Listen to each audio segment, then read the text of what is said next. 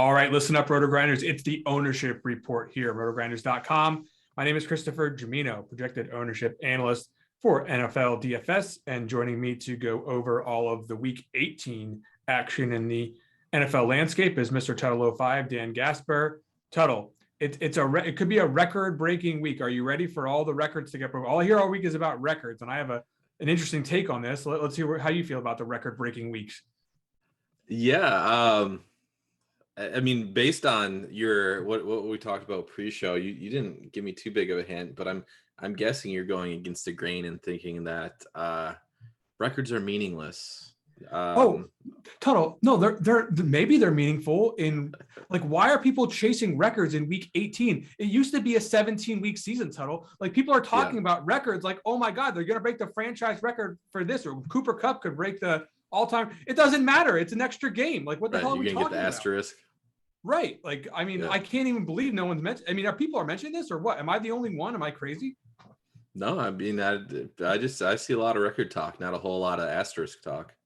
Yeah, let's put the asterisk on some of these records, because you got to do it in on a per game basis, or at least in the 17-week sample that we come to expect now. But now that my tilt is nice and firmly squeezed out to start the show, I think what we really need to start talking about is this untraditionally sane week 18, or what used to be the week 17 slate. There's not a ton of crazy value that's come up yet, although it's still Saturday and we could still get some news coming out here. But where are the preseason guys I spent so much time researching to start the season? Why aren't they appearing in my lineup HQ as good values? Yeah, don't you get who's that Philadelphia tight end? Is he finally playing today? Tyree Jackson. Yeah, that didn't really work out. Is that a thing? I mean, look, it was supposed to be. We'll see. But if Goddard takes the seat tonight, maybe we'll see that. But he's not even on the slate, so we got nothing. We got no Gainwell. We got no Tyree Jackson. Yeah, we're talking about actually good NFL players today, Tuttle. So let's start at the quarterback position, where salary's tight on DraftKings, but if you had the money to spend, I think you probably lean in the direction of Kyler Murray or Josh Allen, right? Like, there's nobody else on the slate that even comes close to having something to play for and the quality of quarterback play that you'll get from those guys, right? Yeah, no, I agree with that. I think Kyler will be interesting because the Cardinals have not been playing all that well, but he also has kind of shown you why he's such a good fantasy quarterback, because even floor games for him are some of the ceilings from some of these other dusty quarterbacks. You're looking, I think he's 21 or more DK points through of the last 4 games, and you would consider all those games disappointing for him. But yeah, he kind of shows he hasn't really flashed the ceiling, but he's been rushing a lot more lately too, especially over the last 2 games. So I like Kyler quite a bit, but agree he's going to be chalk. And then same with Josh Allen, similar story with Allen as well. Yeah, the interesting thing about Kyler is, while he's pretty expensive, the pairing options aren't all that expensive, and I don't genuinely see a lot of guys to get excited about when it comes to, if you're playing a tournament, usually you're going to stack 1 or 2 guys with your quarterback. And Josh Allen's 8,100, but his guys are outside of Diggs, or you could at least make a team there. Huntley, I mean, you tell me, are you going to pay up for Mark Andrews this week at the tight end position? I mean, it starts to get tough to stack some of these guys, and we'll talk about some of the guys that seem to fit the bill pretty good as stacking candidates. But I'm, at least on paper, you can correct me if I'm wrong, I don't really see like the super chalk stack other than Kyler right now. No, I think you're right. I mean, I do think maybe we'll see Stafford ownership drive up a little bit, just because the stacking partners are easier. Kupp's going to be heavily owned. There's your record guy you're talking about, Cooper Kupp. But I do think you'll see Stafford because of that. Ryan Tannehill maybe, because you got AJ Brown to pair him with, but you don't really have much else to go along with Tannehill here. So it is a situation though where he's only 6K and AJ Brown's only 7K on DraftKings, and certainly if you wanted to make the case on FanDuel, you could go to these guys too. But I mean, I think the matchup with the Texan will probably drive some ownership towards him. That's the way we're projecting it right now. Yeah, I could see. I don't know. People don't love playing Tannehill though. But you kind of mentioned it. After this, it gets pretty ugly in terms of just like who you're going to stack. I think recency bias plus price plus matchup. I don't even want to say this, but I think Russell Wilson gets over 5%. Yeah, I guess so. Like, I mean, why not? Like, we're just if you're looking at the layout of how things are looking here, even if you just sort by projected ownership currently, like it drops off big time after Murray and Josh Allen, which we said. So I do think, like, yeah, we'll see Wilson probably 5% plus with DK Metcalf and whatnot. What if I told you he won Osimo $1 million with 29 pass attempts? Like, I mean, it's like, Yep. like how good does this guy have to run? Like, I don't think anything is really all that different with Russell Wilson here. I guess maybe the field might, but and it's a tough week, like you said. So maybe there's some merit to getting that ownership up a little bit into projections. Now we have Trey Lance in here. I don't know if that's going to be the case. I actually think it's probably going to be Garoppolo, but Kyle Shanahan's playing coy. At any rate, do you think that Garoppolo would get anything close to 5% if it was him in this projection instead of Trey Lance? No, Yeah. Not at all. I mean, he's got something to play for, and I think that's something to look for as far as where guys might gravitate towards. But I guess I agree with you that the field is just not that interested in playing Jimmy Garoppolo on most weeks. And why would this week be different? So where's the ownership going? Is it to Davis Mills at 5,300 total? Can you play Davis Mills? You can. I'm sure people will pair him with Brandon Cooks. Like Brady technically has something to play for. Like I think Brady rates very clearly below the other spend up options that we've mentioned, but you might see people throw some Brady Evans, Brady Gronk stacks in there, just because he does technically have at least something small to play for. So yeah, I think you'll probably see some ownership steam on Brady. We don't have it that way, right? We don't have it. We don't have it that way right now because maybe I'm crazy. I don't think that guy's playing very far into the second half. I assume he'll play to halftime. But I mean, Bruce Arians can say whatever he wants. Like they don't really have that much to play for here. Like I would just be stunned to see him playing in the fourth quarter. But again, it's not impossible. And I don't know if people are going to have that confidence. I'm looking for people will have confidence that the guy's going to play the whole game before they actually click on a guy in DFS. That just seems to make the most sense. Tyler Huntley is a guy that seems to make a lot of sense because he's 5.7. You don't necessarily need a stacking partner, and he's got the rushing capability. So I think he'll be owned a little bit. And you can say the same for Taysom Hill. Am I wrong? These guys are going to get owned. No, you're not wrong. I was sour on Huntley last week against the Rams. I think it's a little bit better of a spot. Like it's another spot where I'm kind of okay not playing him if he's projected to come in as the third highest quarterback, which I don't necessarily think's wrong. You kind of alluded to it though. It's tough. All Huntley stacks are going to go through Mark Andrews. It's Mark Andrews is the guy that he throws the ball to. Marquise Brown is just apparently absolutely total dust now. So if you're looking to get different, maybe you throw some Marquise Brown sacks in there. But yeah, it's pretty ugly. I actually think if you're playing on FanDuel, maybe you might see more Mark Andrews, but on DraftKings, it's so tight that, Marquise Brown's just 5,900 and, you got to, I guess some nutcases will probably stack Bateman or whoever on the Ravens, and you'll start to see some different looking stacks on DraftKings for Huntley, but he's also a guy that you don't necessarily need to stack. And Taysom, I don't, the reason Taysom might actually get some steam here is because, you got Deontay Harris and Marquez Callaway as inexpensive options. If you do choose to stack with Taysom, the pricing is not prohibitive. Yeah. And Callaway's actually been pretty decent lately too. I mean, that his stacks are a little bit more appealing to me. I mean, overall, an unexciting week at the quarterback position, but yeah, I think I would definitely lean to playing Taysom naked as opposed to stacking him, but I don't mind Callaway. Yeah. Some pretty gross options at the bottom here. I mean, God, I don't even want to say some of the names I thought about when I was looking at the low owned guys, but I guess we will say them later. But it's not pretty. The week in general is just not very pretty. Maybe we'll get lucky and get some value coming out before the end of the day or before, in the midnight news dump or something like that, that'll really turn the slate around at the quarterback position. But there is certainly not a lot to just get overly thrilled about with the matchups and the situations. Now at running back, Tuttle, if you are in New York, it's here. Saturday, January the 8th has come. And you can get all the information you need on live sports betting from RotoGrinders and Scores and Odds.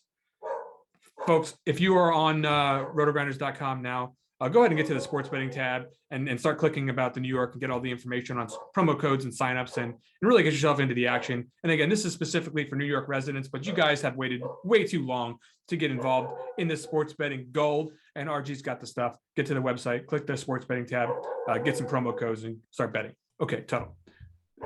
Running backs that you might want to play in New York, maybe on the overside of things, depending on the line that they're going to give you. Certainly, Jonathan Taylor is going to present you a lot of upside on the rushing yards any given week. And the matchup this week is with Jacksonville. Problem is, he's 9.3. You can't afford nice things and have everything you want. You're going to have to decide probably between him and Cooper Kupp if you're making a more optimal lineup. Do you think that it's correct that he's not going to be the highest on running back, even though he probably should be? Yes, I agree with that. Again, it's more of a pricing thing than anything else. Maybe you'll see him creep up. I think probably just below James Conner. I could see him being like a top 2, but again, a lot of that just has to do pricing, which is it's hard for us to do manually, which is why you have it all automated. Yeah, we're waiting for that value, right? But once we get that Yep. couple of value picks, we'll see Jonathan Taylor shoot right up this ownership percentage, and he'll get up towards the top. And this whole conversation we moved as far as whether or not he should be in the mid range of ownership. But again, we need the value, and that's what it's going to take to get there with Jonathan Taylor. Right now, favoring Cooper Kupp because of positional. Now, how weird is it that we don't have value on week 18? That's what I started the show talking about. Is that we're just so used to having 3K, 4K guys at different positions that are just not used to playing. Maybe we'll talk about the Packers wide receivers, right? Like maybe if you don't think Aaron Rodgers is going to play a lot, there's some guys there that you can use. But at the same time, the ownership's not going to be there until you get some clarity on the situation. So we're looking at Jonathan Taylor at the moment, just a little bit light on the ownership side. Maybe it'll creep up if we get value. Now, the value currently, Keyshawn Vaughn, 5.3. Tampa Bay Buccaneers, almost for sure going to play a lot in this game. You not expecting anything to come out into his way in terms of his reps here. Correct me if I'm wrong on that. Do you see Vaughn as a chalky option? It makes sense. Yeah, I mean, it makes sense. And we're talking value here. He's a guy that, like, not typically, the low cost value that we like to see below that 5K range on DraftKings, but he's 5'3". He's probably like the cheapest realistic that you can go, right there with Samaje Perine. I mean, we might get some news. Maybe we can play like Patrick Taylor or something crazy like that. Yeah. But yeah, I mean, the way it sets up right now, Michael Carter, I guess, would be another guy, but like this 5 to 5'3" range is about the cheapest you can reasonably go and expect some sort of decent workload out of. So yeah, I think because of that, Keyshawn Vaughn's value or ownership will kind of be where you have him pegged. And people love, the heavy team total for the Buccaneers. They're, almost double digit favorites. So everything's kind of shaping out for him to get some ownership. Yeah. Am I living in a preseason bubble when I don't have Samaje Perine anywhere near chalky because I'm afraid of Chris Evans, like getting a bunch of run in this game?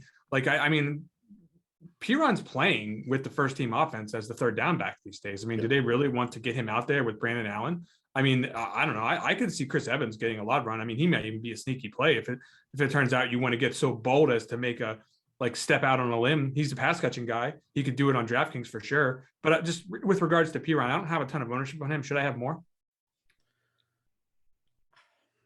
I'm hoping our thinking is advanced and we're the sharp ones here, because I kind of had the same thought as you.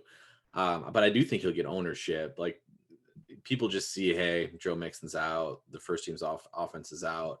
I don't think you should just jump to thinking Perine's going to be the bell cow now. Like, I'm sure there are stats going out that, when Joe Mixon's been out the last blah, blah, blah, this is how Samaje Perine has done. But I mean, you mentioned it, it's a completely different situation. Samaje Perine is valuable to this team. If they're resting all the first team offense, why is Perine out there, handling 30 carries or something crazy like that? That's not going to happen. So I'm in agreement with you. I do think the general public might not view it that way. And so you'll see his ownership creep up into the double digits or even kind of like in the teens there. But again, that makes it tough. Then where do you go? Like Chris Evans, you kind of mentioned, is more of a pass catching back. Like is Travion Williams the guy that's going to come in and steal the show? I wouldn't be all that surprised, but you can't really, like, that's a play that's so low probability. It's very hard to pull the trigger on. their offense is going to stink anyway with Brandon Allen. Yep. What are you talking about the Bengals for? James Connors, we glossed over him briefly. No Chase Edmonds. He's going to be chalky against the Seahawks, and so go ahead and get him in there if you can. I don't see any particular reason other than the questionable tag. We'll have to see about the injury status as far as a reason to veer away from him. Of course, if he's out, Benjamin, Jonathan Ward on the table as far as consideration. Sonny Michel, 6K. We got Akers back here, but he's not playing. He's coming off like a serious injury. He's not playing a bunch in this game. It's going to be Michel again. The matchup's fine. What do you think about Michel here at 6K? See, the biggest issue here is literally any other touch that goes to a running back will be a lower share than what Sonny Michel saw last week, which is why we loved Sonny Michel last week, because we kind of thought he was going to get close to 100% of the running back touches, and he did get 100% of the running back touches. So even if you think Akers comes back and doesn't see like a huge role, what's not a huge role, like 20% of running back touches? And even if that happens, Michel loses some of his shine. So I think it's an interesting spot I'm more interested to see where the field comes in on him. He's a guy that I'll probably come in underweight if this is the ownership projection on him. Because I guess I am a little bit more worried about Akers. I'd love some clarity there. Not that we're going to get any sort of clarity around the situation. But I do think there's just enough there that, again, even 20% of the touches, that's enough to siphon some of this value off of Michel. Let me ask you a question. If it's pass interference in the end zone and the ball's on the 1 yard line, who do you think gets the first carry at the goal this week? I honestly don't know. And that's why I would come in underweight on Michel, because I don't know. I don't think they like Michel. I think they actually do like Cam Akers. So it's just a matter of how you view the injury. And I legitimately don't know how to view the injury, to be honest. I know we should, it's an improbable comeback, and it's crazy that he's, even considering playing this week, but I don't know.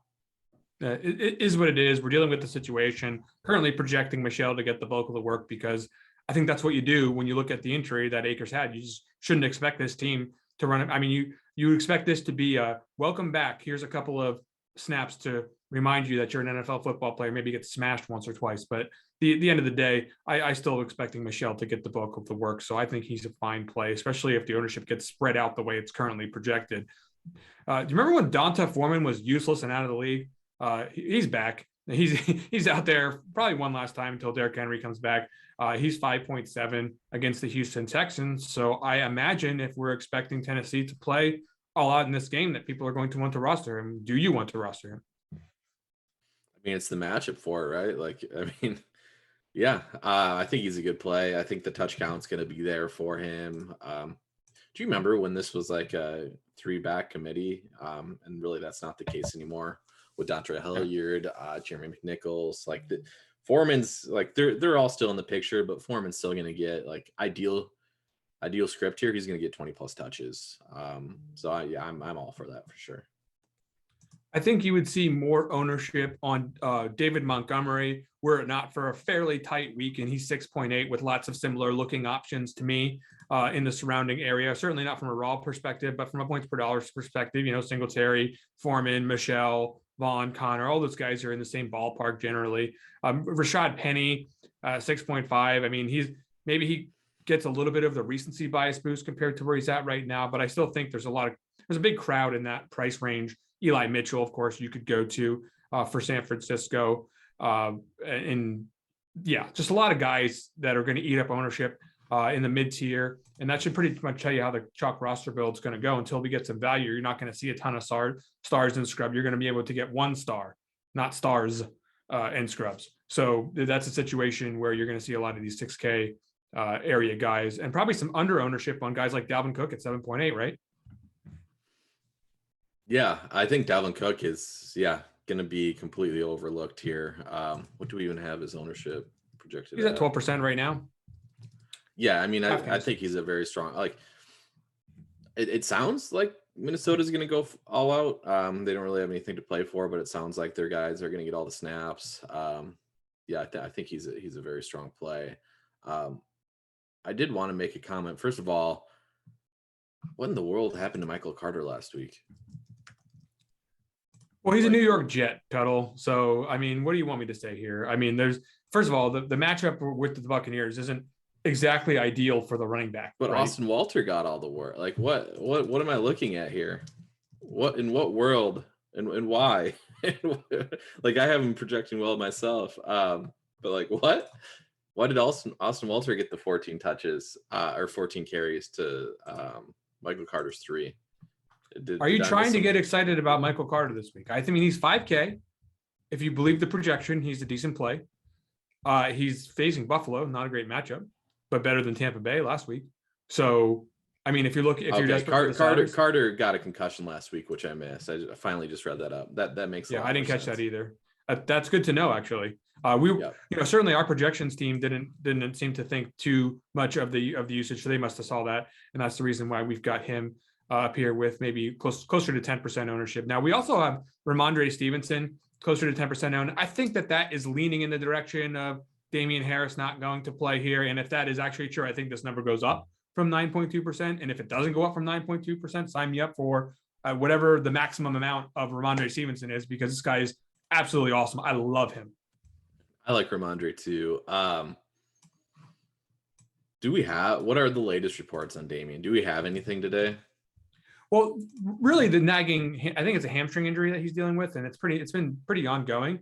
So if they don't think they absolutely need him to win this game, which I guess that remains to be seen whether or not they would actually make decisions in that particular way. Like I'm sure if he can go, he'll go, but Stevenson is certainly going to get more than his fair share of the work regardless. And he's got the upside to just take, especially if Harris isn't ruled out at all and he just starts the game. Like Stevenson could just literally just start taking the ball in the second quarter and just run the rest of the game. And I think you definitely want that. I think New England's good. I thought they were good since the start of the season. I bet them to make the playoffs, got paid off on that. Like, I think it's a situation where like this is a team that is built for him. Like the way that he plays and the way that and plus he can catch passes if they absolutely need him to too. So for me, I just think Stevenson in the spot against Miami is among the more overlooked options because you won't see his projection rise up to the level of those other guys. But I think he's got that kind of upside.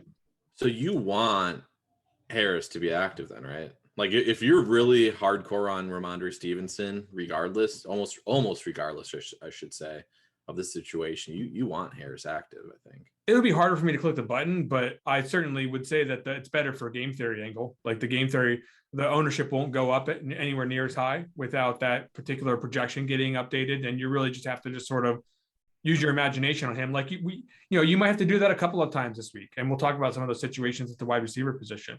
You don't have to use your imagination in this way for Najee Harris. He and Alvin Kamara are both going to be highly priced guys, overlooked on the ownership scale because of the tight pricing on DraftKings. I even think on FanDuel, you might not see just gourds of ownership on either one of these guys. So you tell me, are these guys good tournament plays because of their massive upside? Oh my God, $23 on Yahoo for Najee. Jeez. Yeah. Najee's really randomly cheap over there. So Kamara, it's all dependent on Mark Ingram for me, who's I think questionable still. We'll see, but amazingly, Mark Ingram's status still matters in the year 2022 because he really Kamara really does go from essentially like a 60-40 split to a 90-10 split if Mark Ingram's out. And so kind of surprisingly, that goes overlooked on a weekly basis. Like Kamara was still extremely low owned last week. Granted, we had better options. He kind of got there thanks to his receiving work last week. But I was pretty heavy on Kamara last week. Matchups even better. If Ingram's out, I love Kamara for sure, especially if he's going to come in under 10% owned, which I kind of do think he will.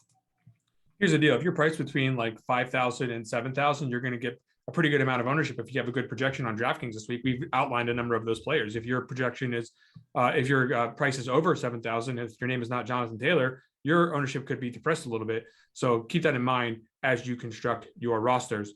Heading over to the wide receiver position, it's a place where I mention it week in and week out. If you are not looking to, research some of the deeper options that you're going to have to look at, like the Green Bay wide receivers.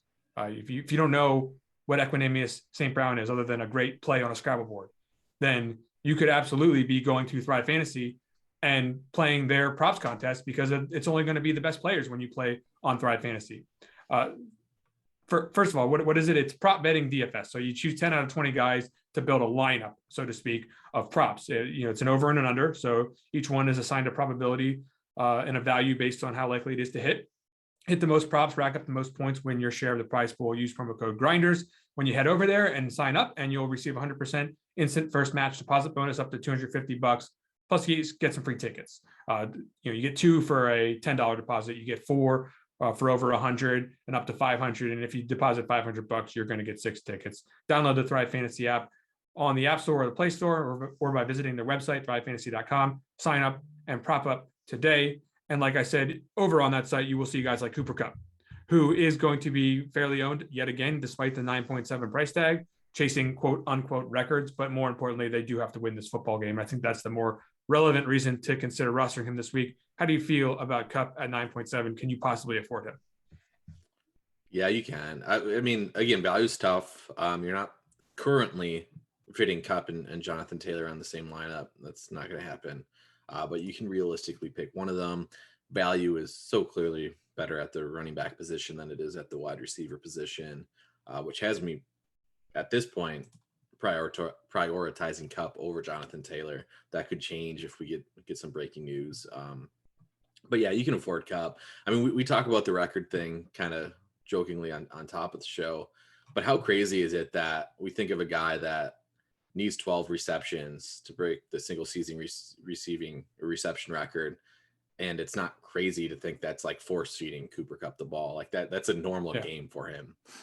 So that's another thing that, some of these records are just not obtainable, but when you see like Cooper Kupp is 120 or it's 12 and 136 or something like that, that's a Sunday for him. And if he's close at all, we know they actually are. Like they're very cognizant of this specific record, these specific records with Kupp.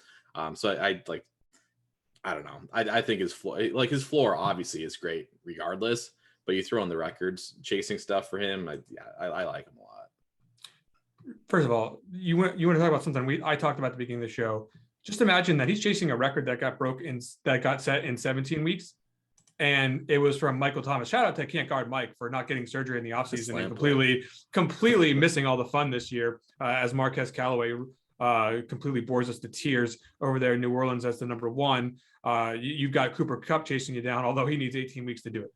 Anyway, and that's crazy. You think about what kind of season Kupp's got, like what a season Mike Thomas had the other year. Yep. But I digress. We're playing Cooper Kupp if we can afford it. If we can't afford it, what are we doing? Is it AJ Brown? Is it Justin Jefferson? Where are you going to put your money? It's where it's tough. I think it's AJ Brown. You really have to buy in. I'm having trouble with it with this Minnesota team in general. Like you really have to buy in that they're just going to go out there and play for pride, basically, because these price tags, 8,100 for Jefferson, Dalvin Cook was even pretty pricey. You really have to buy in and hope they're going to play 100% all game. And really give it their all. So I like any time that I can side with a team that just definitely has, the motivation there, I'll side with that. So like AJ Brown for me, I think Justin Jefferson theoretically is a great play, but again, you have to take a little bit, at least a leap of faith, just to hope that he's in the game for all 4 quarters. Yeah, I don't know what kind of person Kirk Cousins is, but he wasn't a vaccinated guy when he missed last week. I don't know if he's going to come out here charging for something to prove here or whatever, but certainly they have a narrative for Dalvin Cook to do some stuff. Hashtag for his dad. That was it wasn't a hashtag, whatever. He's out there playing for his dad. I'll put it to you that way. And Justin Jefferson, if he's not getting the touchdowns, is he going to get the 10, 11 receptions he would need to get the job done in that particular scenario where he's not scoring? I'm not against playing Justin Jefferson. I'm just pointing out that there's some kind of a Dalvin Cook narrative out there that maybe he could be force-fed a couple of extra touches near the goal. On the mid-range side of things, like let's say, you're paying up for Jonathan Taylor. Maybe you have to go more towards the mid-range. I think that's where you're going to see Christian Kirk start to get some ownership, paired with Kyler certainly, but also in a lot of other lineups he's going to fit with this mid-range price tag. And some of the other guys that fit this mold, DJ Moore, Brandon Cooks, Marquise Brown, and to a lesser extent, Waddle and Michael Pittman Jr. Is there another mid-range guy that I'm missing here that should be creeping up in ownership? Mid-range, not really. And I mean, honestly, this is why we're prioritizing Cooper Kupp. Things drop off so fast at the wide receiver position this week. Again, at least as it stands on Saturday. It just drops off so fast. I mean, we didn't talk about Stephon Diggs, who I like a lot, but he's definitely not a mid-tiered guy. He's more of the upper tier pricing. But I do like him a lot. Although I think fairly cheap on FanDuel. I want to say he's in the 7,700. Yeah, he's always cheap there. Yeah, so he'll get more ownership there. But no, I mean, you mentioned like it's so ugly. Jalen Waddle against a team that just is really good at limiting the opponent's opportunities, and there's not a lot of ways to go. Like Chase Claypool, I have value tags this week on DraftKings, and I'm struggling to find somebody, and I'm hoping we get something pop up value wise on DraftKings for receivers, but there's not a lot out there.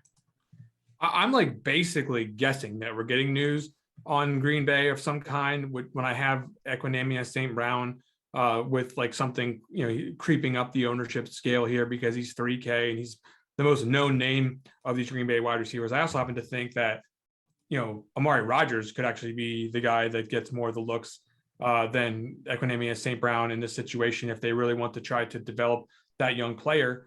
But, that's not to say ESB is not going to be an option on the cheap side of things, but we just need some sort of announcement or clarity of how much the starters are going to play. Right now, they're still going with the line of bullshit that these guys are playing. The starters are playing, Tuttle. I'll believe it when I see it. I digress, though. There's no, Marvin Jones Jr. I think he's got some kind of incentive he's chasing out there at 4.3. Maybe you could go with him, but he's also a Jacksonville Jaguar, and they stink. So, I mean, I don't care how many catches he needs. Like, he's no lock to get one. Yeah, he's bad. 4K Allen Robinson. Like this is a week where you legitimately look at Allen Robinson and like, can I do it? You don't want to, but he's popping up at 4K.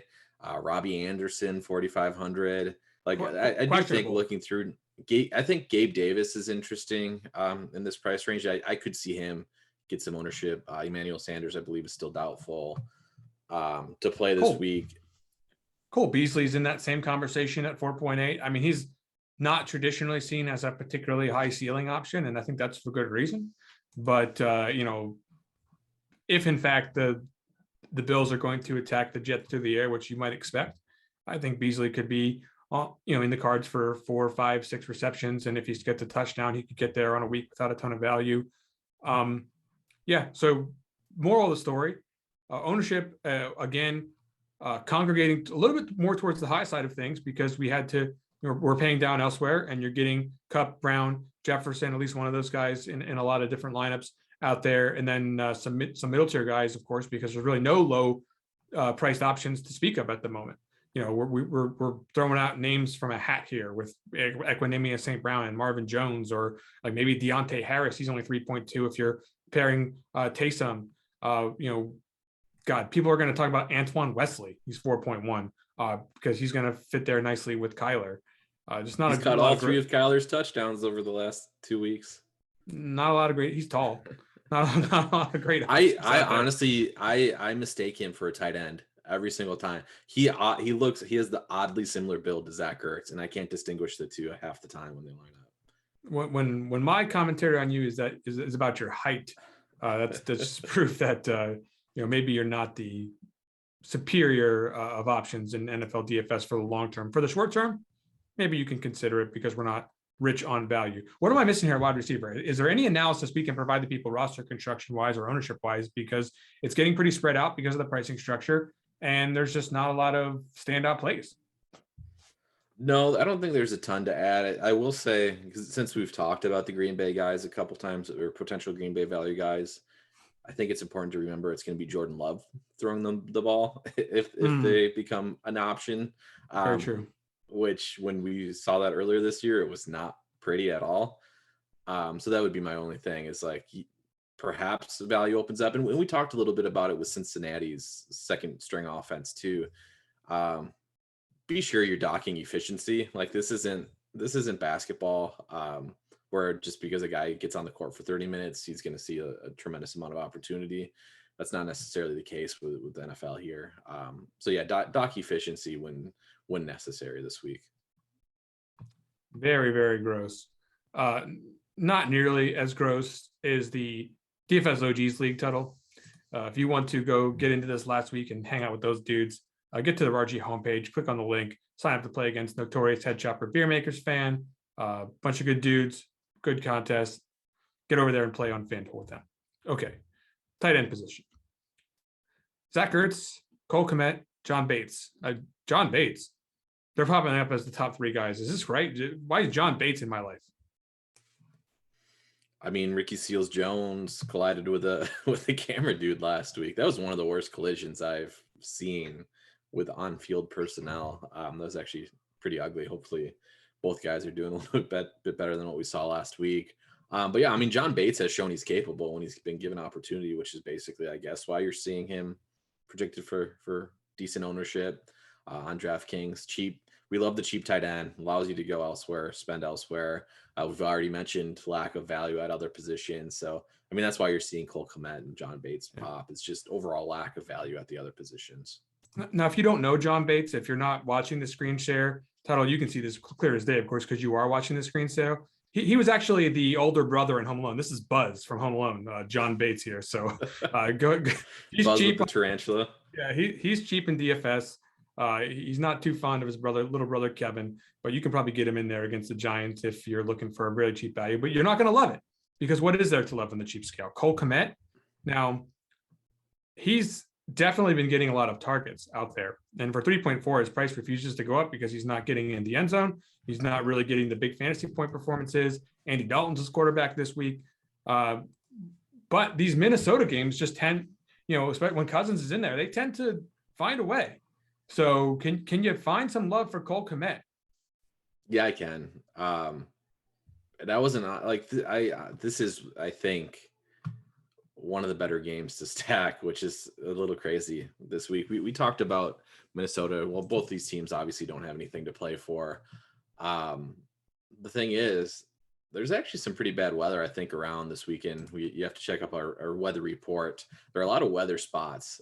So that immediately is going to throw me to games that are in domes. Chicago and Minnesota happens to be one of those games. Cole Kmet, cheap, going to get targets. Like,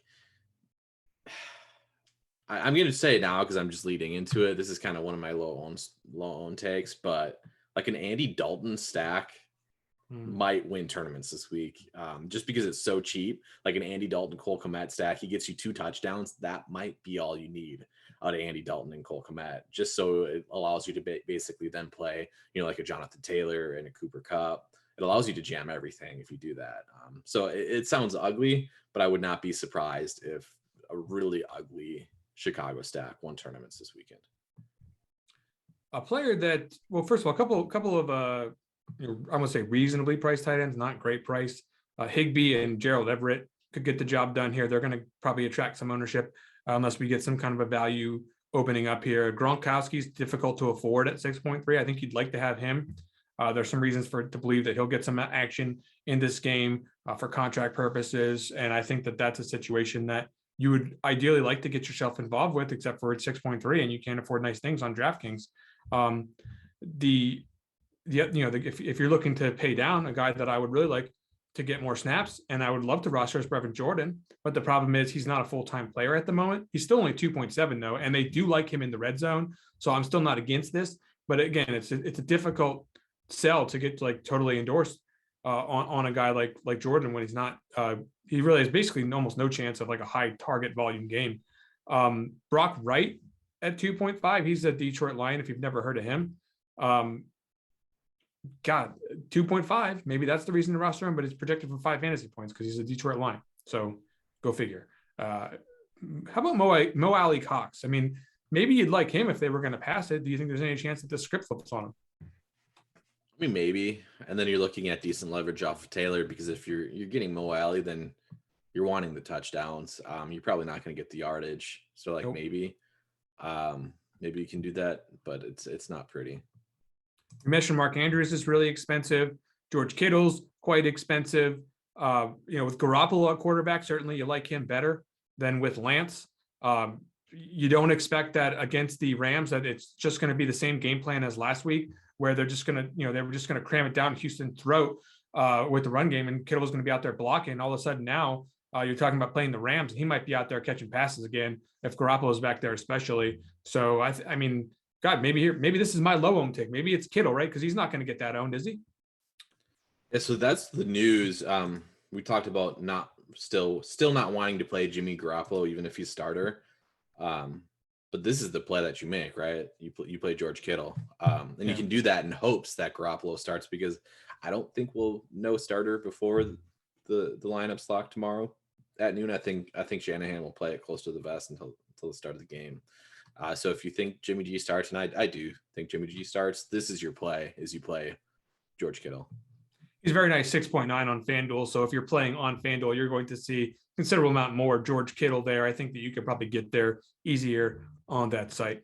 Okay, so that wraps up this tremendously terrible tight end position. It's really a terrible week, to be honest with you, Tuttle. And God, don't even get me started on tonight's 2-game slate. This is recording this on a Saturday. I mean, that's even worse. So it's just like, it's on paper not shaping up to be one of the greatest DFS slates of all time, especially not for weeks 17/18.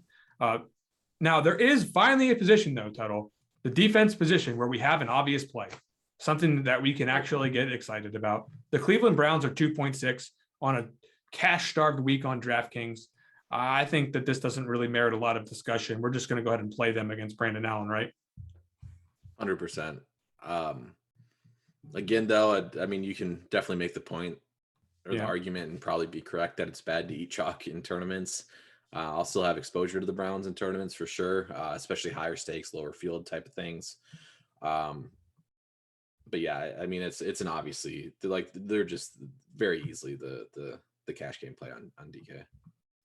Other more reasonably priced defenses you might see in the mix: the Cardinals 2.7, the Vikings 2.9, the Washington football team is 3.1 against just an army. They have a never-ending trail of terrible quarterback teams. Okay, it's 2, but it's Glennon and Fromm that are back there lately for the Giants. So you as bad as the Washington football team has played this year on defense, maybe they have one actually good week on deck. The Lions are 2.4 against possibly Jordan Love, so maybe that's a thing. Yeah, I mean, maybe. Well, they're 2.4. Yeah. I mean, I do think though, I do think if you're just trying to get different, I think it's a pay up to get different week. Because I do think there are some decent higher price defenses that are just not going to get the ownership because Browns defense is so good, and because lineup construction just makes it difficult. But even something like the Titans defense against the Texans, do the Titans Dante Foreman stack if you really want to. Something like that, I think is enough to get a little bit different. Some defenses we like from a raw points perspective: Buffalo against the Jets, the Buccaneers against Carolina, both exceptionally expensive and difficult to play on DraftKings. Maybe you can get there on some other sites a little bit easier. I mean, I guess you can like the Colts here against Jacksonville because they stink. And then the Patriots at 3. I mean, just in general, I don't have any confidence in what Tua is doing out there in Miami. So if they get behind, you could definitely look for the Patriots to potentially start racking up some fantasy points in that contest. Okay, Tuttle, you've waited the entire show to uncork what is maybe your worst take of the entire year from an excitement level perspective. But you teased it earlier at the quarterback position.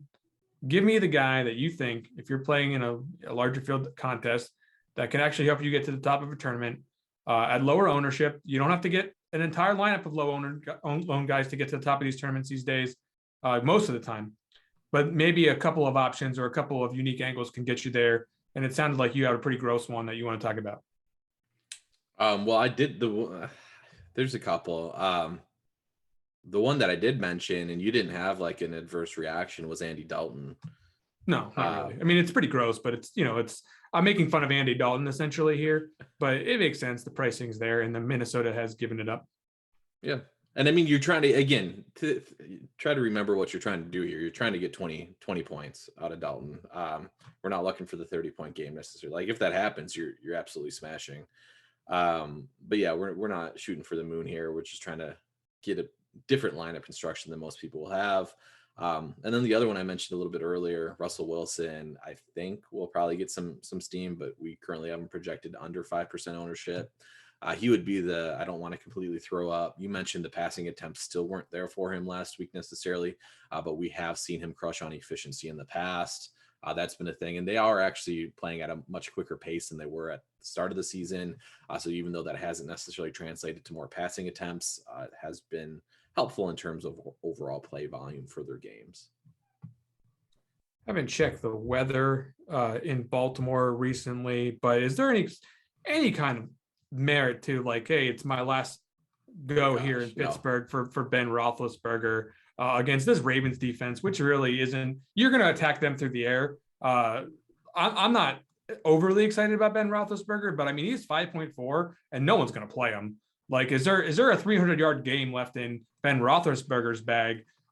He's among the guys I'm going to study at these cheaper price points, aside from Andy Dalton. Other names that you might take a peek at.